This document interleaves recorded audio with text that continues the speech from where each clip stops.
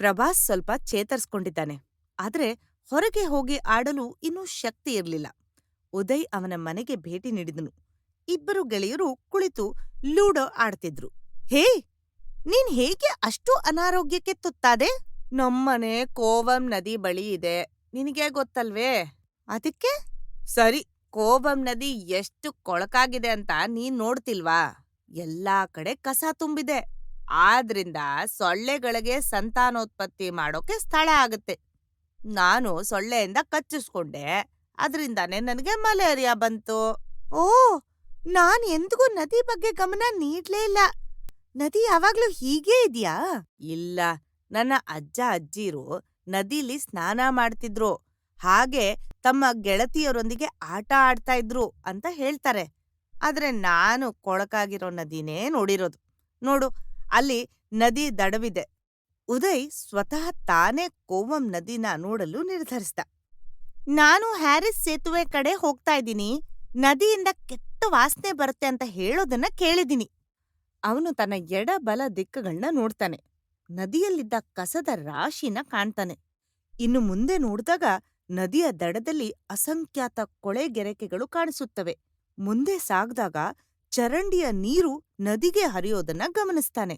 ಇದು ಹೃದಯ ವಿದ್ರಾವಕ ದೃಶ್ಯವಾಗಿದೆ. ಉದಯ್ ಮಾಯಾಳ ಬಗ್ಗೆ ಯೋಚಿಸ್ತಾ ಭಾವೋದ್ವೇಗಕ್ಕೆ ಒಳಗಾಗ್ತಾನೆ. ಮಾಯಾ!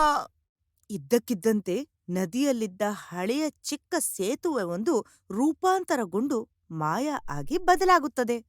ಉದಯ್, ಇದನ್ನೆಲ್ಲ ನೋಡಿದಾಗ ನನಗೆ ತುಂಬಾ ನೋವಾಗತ್ತೆ.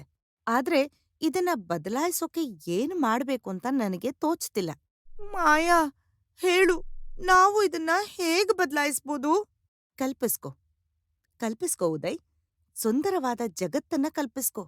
ಸ್ವಚ್ಛವಾದ ನದಿಯನ್ನ ಕಲ್ಪಿಸ್ಕೊ. ನೀನು ಅದನ್ನೆಲ್ಲ ಕಲ್ಪಿಸ್ಕೊಳ್ದೇ ಇದ್ರೆ ಜಗತ್ತು ಎಂದಾದ್ರೂ ಬದಲಾಗೋದಕ್ಕೆ ಹೇಗ್ ಸಾಧ್ಯ? ಉದಯ್ ಮಾಯಾಳ ಮಾತುಗಳಿಂದ ಪ್ರಭಾವಿತನಾಗ್ತಾನೆ. ಅವಳ ಸಲಹೆ ಅವನ ಹೃದಯವನ್ನು ನಾಟುತ್ತದೆ. ಆದರೆ ಮಾಯಾ, ನಾನೊಬ್ಬನೇ ಇದನ್ನೆಲ್ಲ ಹೇಗ್ ಮಾಡೋದು? ನೀನು ಅದನ್ನೆಲ್ಲ ಒಬ್ನೇ ಮಾಡ್ಬೇಕಾಗಿಲ್ಲ. ನೀನು ಅದನ್ನು ಎಲ್ಲರೊಟ್ಟಿಗೆ ಸೇರಿ ಅದಕ್ಕೂ ಮೊದಲು ಅವರೆಲ್ಲರ ಸಮಸ್ಯೆಯನ್ನು ಅರ್ಥ ಮಾಡ್ಕೋಬೇಕು. ಮಾಯಾ ಹೊರಟು ಹೋದ್ಲು. ಉದಯ್ ತಾನು ಹೇಗೆ ಈ ಬದಲಾವಣೆಯನ್ನು ತರಬಹುದು ಎಂದು ಯೋಚಿಸಲು ಶುರುಮಾಡಿದ. ಉದಯ್ ಮನೆಗೆ ಹಿಂತಿರುಗಿದ. ನಗರದಲ್ಲಿ ಎಲ್ಲಾ ಜನರು ಒಗ್ಗೂಡಿ ನದಿಯನ್ನು ಸ್ವಚ್ಛಗೊಳಿಸಲು ಮುಂದಾಗುವುದನ್ನು ಕಲ್ಪಿಸಿಕೊಳ್ಳಲು ಪ್ರಾರಂಭಿಸಿದ. ನದಿಯ ನೀರನ್ನು ಶುದ್ಧೀಕರಿಸಲು ಯಂತ್ರವನ್ನು ಕಲ್ಪಿಸಿಕೊಳ್ಳುತ್ತಾನೆ. ಉದಯ್ ಸುಂದರವಾದ ಮತ್ತೆ ಸ್ವಚ್ಛವಾದ ಕೋವಂ ನದಿಯನ್ನು ಕಲ್ಪಿಸಿಕೊಳ್ಳಲು ಪ್ರಾರಂಭಿಸುತ್ತಾನೆ. ತನ್ನ ಈ ಕಲ್ಪನೆಯನ್ನು ವಾಸ್ತವವನ್ನಾಗಿ ಮಾಡಲು ಹಲವಾರು ಜನರೊಂದಿಗೆ ಮಾತನಾಡಬೇಕಾಗುತ್ತದೆ ಎಂದು ಅವನಿಗೆ ಗೊತ್ತು.